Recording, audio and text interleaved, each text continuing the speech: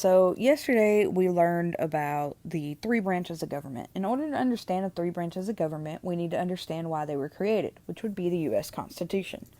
And in order to understand the Constitution, we need to understand why it was created. And that brings us to the American Revolution.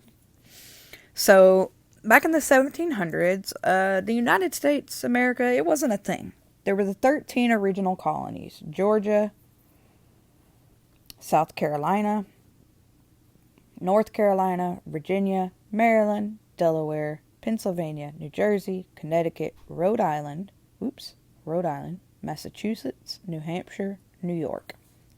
Okay? And those 13 colonies were made up of people who came from England. They were called colonists.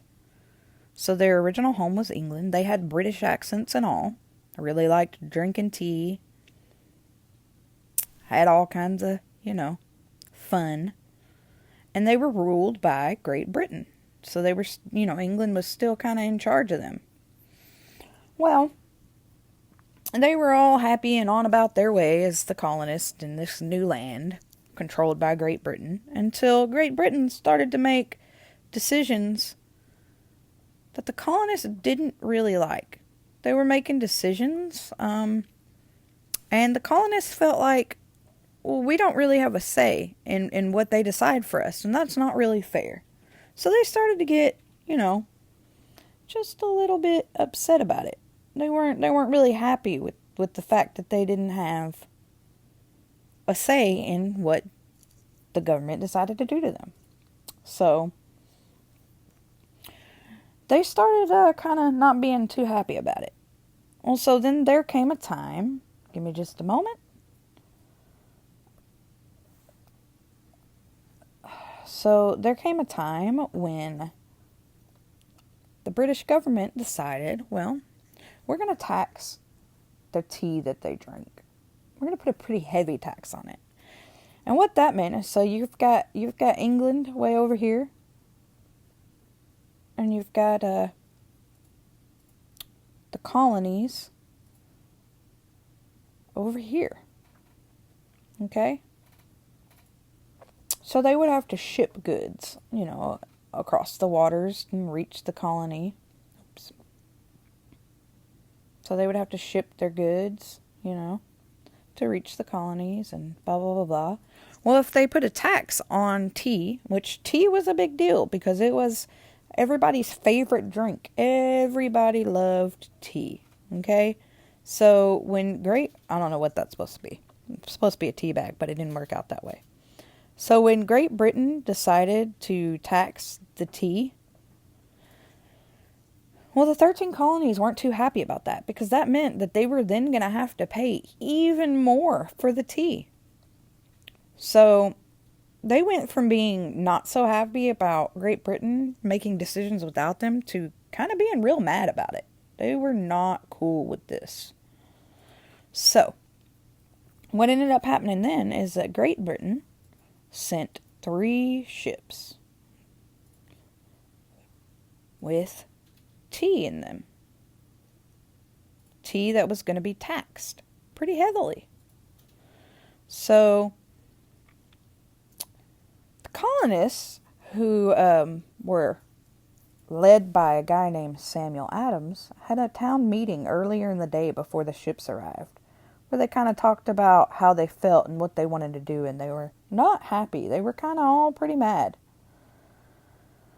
And so when the ships arrived later that day, some of the colonists dressed up as Mohawk Indians. I guess to kind of try to trick Great Britain into thinking that it was the Indians who did it, but Great Britain really knew better. But anyway, these colonists dressed up as Mohawk Indians, and they boarded the ships, and they dumped all of the tea that was on board those ships into the Boston Harbor, into the water. And they thought that'll show them. And now why do you think that would be such a big deal?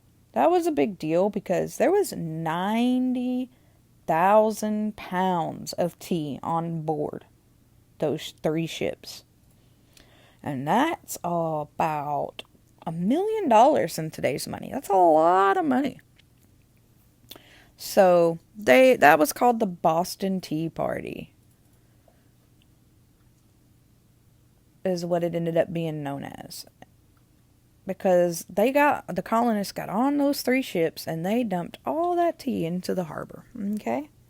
Now, people don't really know if maybe Samuel Adams, that big town meeting he had, they don't know if maybe he planned it or if it just kind of happened because everybody was so mad.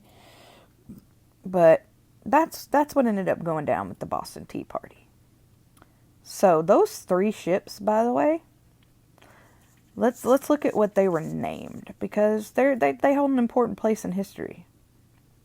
So those 3 ships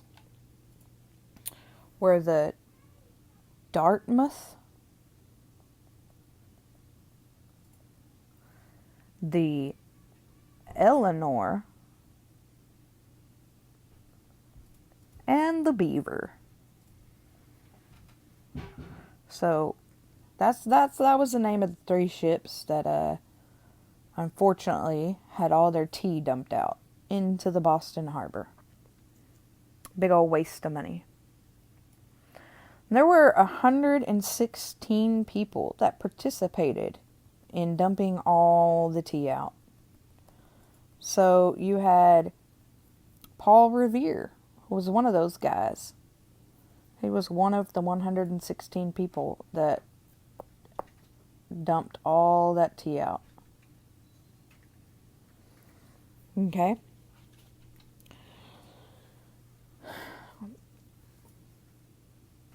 So they destroyed $1 million worth of tea.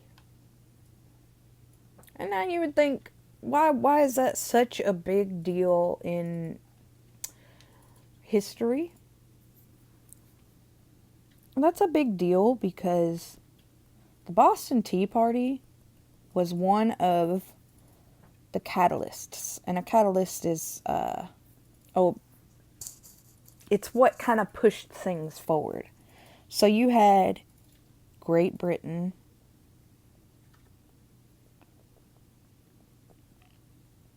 and the colonies, who were run by Great Britain.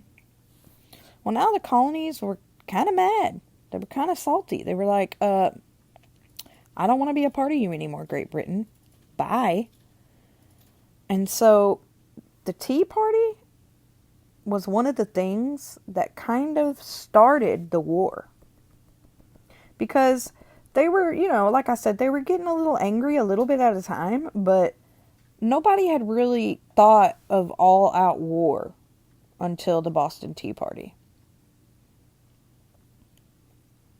And so thus started the American Revolution. So, at first throwing tea into the ocean dressed as Mohawk Indians might seem a bit silly, but the colonists had their reasons. Tea was the favorite drink among the British and the colonies. It was also a major source of income to the East India Trading Company. It was a British company, and the colonies were told they could only buy tea from this one company. They were also told that they had to pay high taxes on the tea, and it didn't seem fair to them. So that was their first act of defiance. That was their first act of no fair. And I'm going to show you that it's no fair. So that led to the American Revolution. Okay? And that's what we learned today. Boston Tea Party.